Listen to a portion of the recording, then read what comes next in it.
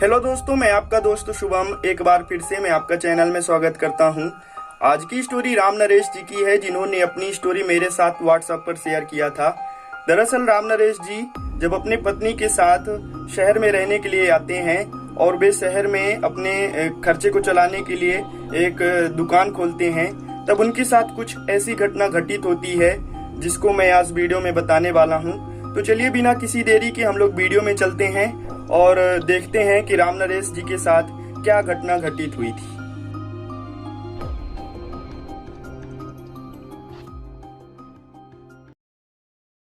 दोस्तों, आज जिस कहानी को मैं बताने जा रहा हूँ वह राम नरेश जी की है, जिनकी उम्र 37 साल की है। राम नरेश जी मेरे साथ व्हाट्सएप पर जुड़े थे और उन्होंने अपनी आप बीती मेरे साथ शेयर की थी। तो सबसे पहले राम नरेश जी को तहे दिल से धन्यवाद देता हूँ। यदि आप भी अपनी स्टोरी मेरे से सुनवाना चाहते हैं तो आप अपनी स्टोरी मेरे व्हाट्सएप या इंस्टाग्राम कहीं पर भी सेंड कर सकते हैं। और हाँ, यदि आपने अभी तक मेरे चैनल को सब्सक्राइब नहीं किया तो कर लें, क्योंकि मैं आपके लिए ही इतनी मेहनत करके वीडियो बनाता हूँ। तो आपकी भी जिम्मेदारी है कि आप एक लाइक कर चैनल को सब्सक्राइब करें। तो चलिए बढ़ते हैं आज की स्टोरी की तरफ, जो कि राम नरेश जी की है। राम नरेश जी उड़ीसा राज्य के रहने वाले हैं। राम नरेश जी बताते हैं कि बात तब की है जब उनकी नई नई शादी हुई थी और वे शादी के पहले से ही दूसरे के ढाबे में चाय नाश्ता का काम कर रही थी। उनकी उस समय उम्र तकरीबन 27 साल रही होगी। राम नरेश जी कम पढ़े लिखे थे, लेकिन इसके बावजूद वो सभी कामों में एक्सपर्ट थे। या ये कहें कि कम पढ़े होने के बावजूद भी उनके कामों को देखकर कोई भी आदमी अनुमान नहीं लगा सकता था कि ये आदमी अनपढ़ है। वैसे भी ज़रूरी नहीं होता कि जो पढ़ा लिखा हो वो सब काम कर ले और जो अनपढ़ हो वो कुछ ना कर पाए। राम नरेश जी बताते हैं कि उनके पिता बचपन में ही गुजर गए थे। इसी वजह से घर परिवार की जिम्मेदारी उन्हीं के कंधों पर थी। उनकी 2 बहनें थीं, एक उनसे छोटी और एक उनसे बड़ी बहन थी। पिताजी के गुजर जाने के बाद हम तीनों के अंदर ही मैच्योरिटी बहुत ज़्यादा आ गई थी। मेरी बड़ी बहन पढ़ने में काफ़ी होशियार थी और कुछ दिन बाद ही मेरी बड़ी बहन की शादी भी हो जाती है। अब घर में केवल 3 लोग ही बचे थे, मेरी माँ, छोटी बहन और मैं पढ़ने में बचपन से ही कमज़ोर था और छोटी उम्र से ही मैं छोटे मोटे काम करने लगा था। ऐसे ही दिन बीतते गए और मैं कुछ पैसे जोड़कर अपनी छोटी बहन की भी शादी करा दी। अब मुझे लगा कि अब पहले से मुझे काफ़ी आराम मिलेगा, क्योंकि मेरी अब दोनों बहनों की शादी हो चुकी थी और जो मेरी माँ को चिंता थी वह पूरी तरह से ख़त्म हो गई थी। लेकिन कहते हैं ना, सुख दुख जीवन का सबसे बड़ा सत्य होता है। छोटी बहन की शादी के कुछ ही दिन बाद मेरी माँ की तबीयत खराब हो जाती है। मैं बिना देरी किए उन्हें डॉक्टर के पास ले जाता हूँ और फिर चेकअप के बाद पता चलता है कि मेरी माँ को कैंसर है और मेरी माँ ज़्यादा दिन की साथी नहीं है। खैर, मैं इस बात को अपने माँ से नहीं बताया और सीधे उन्हें घर लेकर आ जाता हूँ। मैं नहीं चाहता था कि मेरी माँ इस बात को लेकर टेंशन करे कि वो अब कुछ दिन ही जिंदा रहेगी, इसलिए मैं उनसे कुछ नहीं बताया। फिर क्या, होना वही था जो मुझे पता था। लगभग 1 महीने बाद उनकी तबीयत बहुत ख़राब हो जाती है और उनका देहांत हो जाता है। सच बताऊं तो ये सब परिस्थितियां झेल के मैं बहुत निर्दयी हो गया था। खैर, मैं उस दिन बहुत रोया। वैसे मेरी दोनों बहनों को ये बात पता थी कि माँ को कैंसर हो गया है और ये बात भी मैं ही बताया था। खैर, माँ का अग्नि संस्कार होता है और माँ के गुजर जाने के कुछ दिन बाद ही मैं अपनी शादी भी कर लेता हूँ।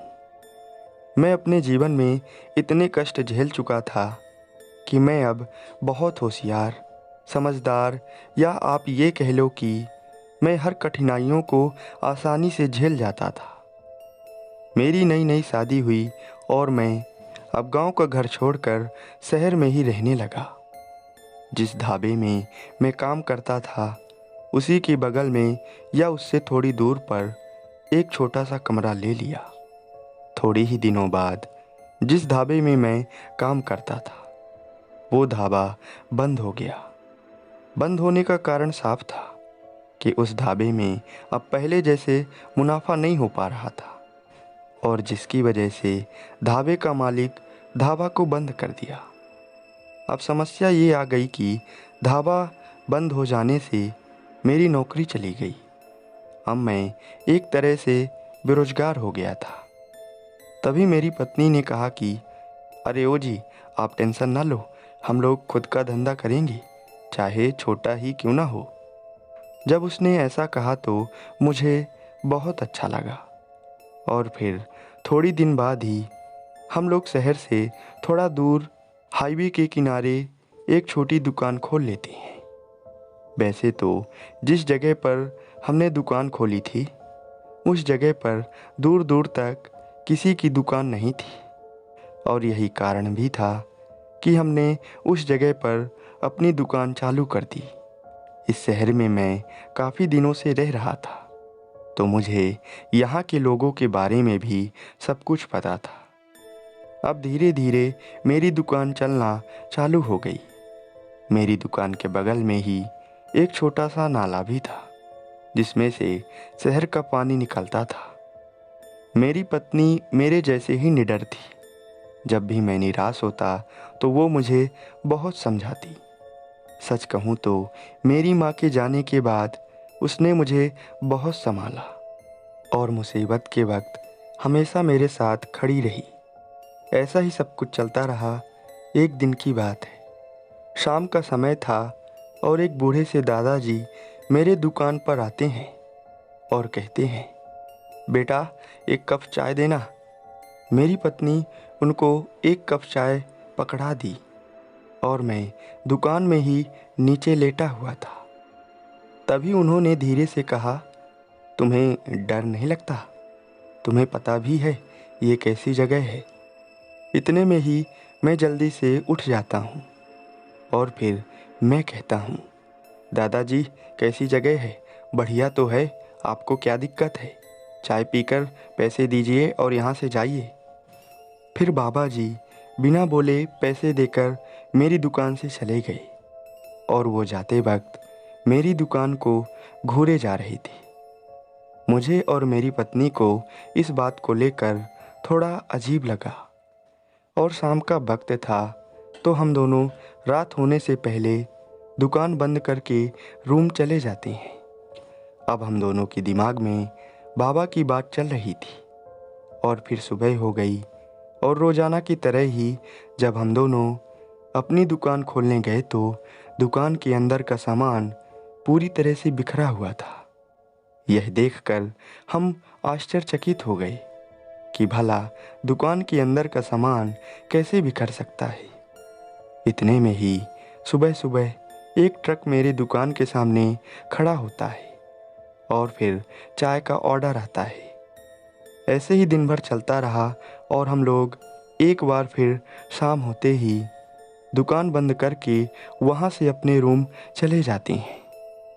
फिर आज रात मेरी पत्नी को तेज बुखार आ जाती है, जिसकी वजह से थोड़ा मैं भी उदास हो जाता हूँ। फिर मैं उसे एक टैबलेट देता हूँ और वह ठीक हो जाती है।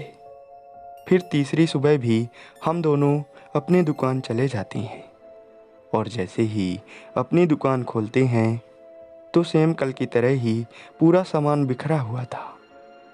हम इस बार पूरी तरह से डर गए कि बिना दरवाज़ा खोले कौन अंदर आ सकता है और पूरा सामान बिखरा सकता है। फिर हमने प्लानिंग बनाई कि आज रात हम इसी दुकान में रुकेंगे और देखेंगे कि ऐसा कौन कर रहा है।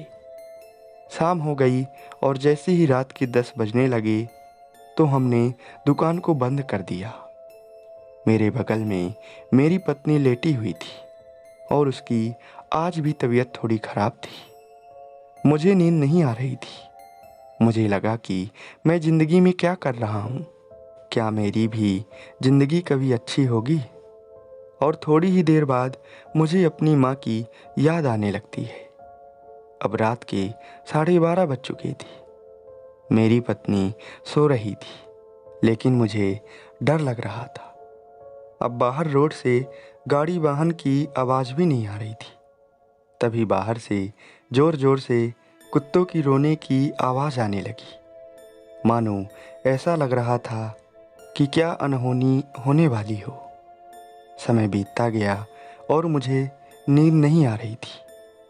मेरी दुकान लकड़ी की बनी हुई थी।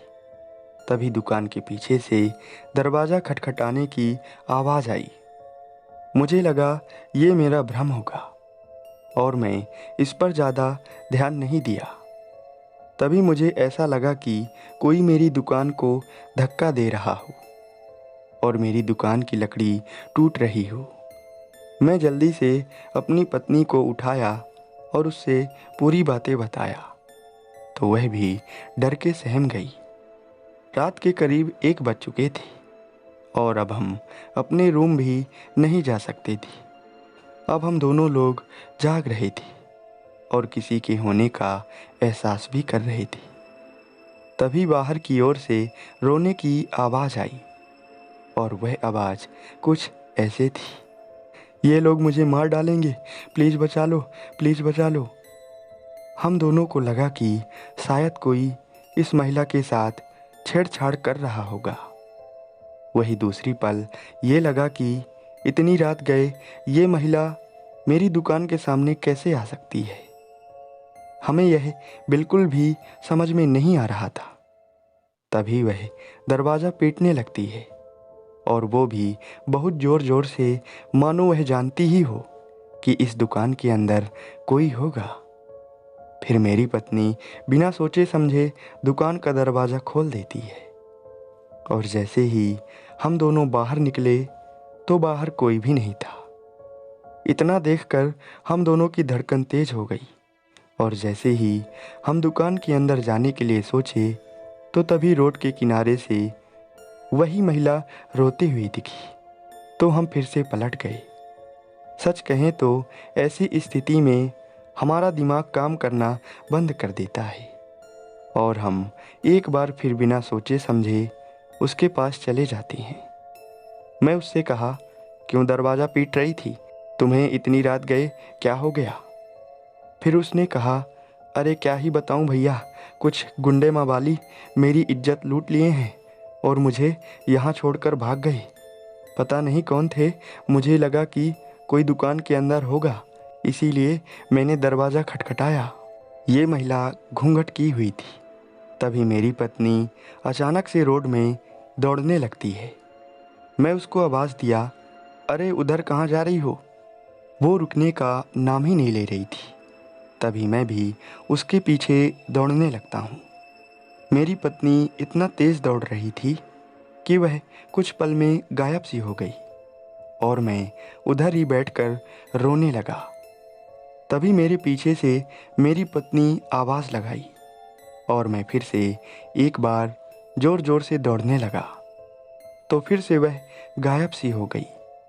ये खेल मेरे साथ बहुत देर तक चला और मैं थक हार के अपने दुकान के पास आ गया। अब ना तो वो घूंघट वाली महिला दिख रही थी और ना ही मेरी पत्नी। इतने में ही पीछे से कोई मेरे ऊपर हाथ रखता है तो मैं झट से सीधा हो जाता हूँ। अब मेरे सामने मेरी पत्नी खड़ी हुई थी और मैं उससे कहता हूँ, तू इतना तेज क्यों दौड़ रही थी? और तू तो अभी इधर थी नहीं तो कैसे आ गई? वह कुछ भी नहीं बोल रही थी। मैं फिर उससे कहता हूँ, चल दुकान के अंदर चल। और जैसे ही मैं दुकान का दरवाज़ा खोला तो मेरी पत्नी अंदर लेटी हुई थी और वो जल्दी से उठ जाती है। और जब मैं पीछे मुड़ा तो पीछे कोई भी नहीं था। यह देखकर मैं अंदर ही बेहोश हो गया। जब मुझे होश आया तो मेरी पत्नी रो रही थी। फिर होश आने के बाद मैं उससे बताया कि मेरे साथ ऐसा ऐसा हुआ। मैं समझ गया था कि मेरे साथ किसी ने छलावा किया है। पत्नी का भेष धारण करके किसी ने मुझे मारने की कोशिश की है। मेरी पत्नी तो रात में जल्दी सो गई थी, तो वह जो मेरी पत्नी बनकर बाहर निकली थी वो एक छलावा थी। खैर, पूरी कहानी मैं अपनी पत्नी से शेयर करता हूँ। और दूसरे दिन सुबह होते ही वही साधु दोबारा मेरे दुकान में आते हैं। फिर मैं उनसे भी इस घटना के बारे में बताता हूँ, तो वो जो कहते हैं वो वाकई में हैरत कर देने वाला था। उन्होंने कहा, मैं तो पहले ही कहा था कि ये जगह सही नहीं है, लेकिन नहीं, तुमने तो मुझे भगा दिया था। खैर, कुछ दिन पहले की ही बात है। यहाँ एक महिला की मौत हो गई थी। दरअसल ट्रक से उसका एक्सीडेंट हो गया था। तब से उसकी आत्मा इस जगह में बनी ही रहती है। मैं तो पास का ही हूँ, मुझे उसके बारे में सब पता है। तुम लोग बच गए, अच्छी बात है। खैर, अभी भी वक्त है, यहाँ से दूर चले जाओ, अपनी दुकान बंद कर दो। फिर दोस्तों, उसके कहने पर मैं दुकान भी बंद कर देता हूँ और इस शहर से दूर चला जाता हूँ। इस घटना के बाद कुछ दिनों तक हम अपने गांव में रहे और फिर दोबारा कटक शहर चले जाते हैं और वहीं पर रहने लगते हैं। ये घटना तब हुई थी जब मैं 27-28 साल का रहा हूँगा। तो दोस्तों, ये घटना थी राम नरेश जी की, जिन्होंने अपनी आप बीती मेरे साथ शेयर किए थे।